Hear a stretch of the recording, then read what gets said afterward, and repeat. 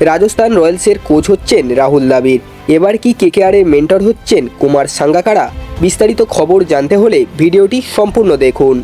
এবছরের IPL champion Kolkata night Riders নিজের প্রথম মরশুমেই মেন্টর হিসাবে দায়িত্ব নিয়ে কেকেআরকে চ্যাম্পিয়ন করেন গৌতম গম্ভীর। তবে তিনি নাইটদের দায়িত্ব ছেড়ে জাতীয় দলে কোচ হয়েছেন। এবার তার পরিবর্তে কে নাইট শিবিরে দায়িত্ব নেবেন তা নিয়ে চলছে জল্পনা।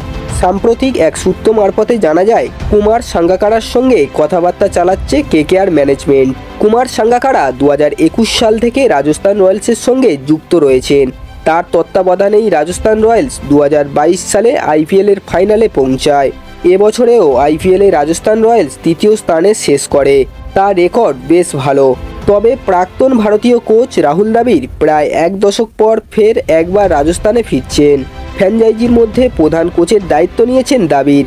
এর ফলে সাঙ্গাকারার সঙ্গে রাজস্থান রয়্যালসের সম্পর্ক ছিন্ন হতে পারে বলে জল্পনা বেশ কঠোর। সূত্রের খবর অনুযায়ী তার সঙ্গে নাকি কেকেআরের কথাবার্তাও অনেকটা এগিয়ে গিয়েছে বলে শোনা যাচ্ছে।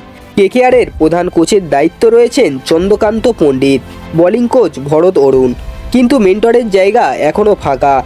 সেই জায়গায় সাঙ্গাকারাকে দেখা যেতে পারে। তবে সাঙ্গাকারার কাছে আরও একাধিক ফ্র্যাঞ্চাইজির প্রস্তাব রয়েছে বলে শোনা যাচ্ছে। বন্ধুরা, কেকেআরের এই আপডেট আপনাদের কেমন লাগলো অবশ্যই কমেন্ট করে জানাবেন। ভিডিওটি ভালো লাগলে একটা লাইক করে দেবেন এবং এই ধরনের ক্রিকেট নিউজ সবার আগে পাওয়ার জন্য চ্যানেলটিকে অবশ্যই সাবস্ক্রাইব করে দেবেন।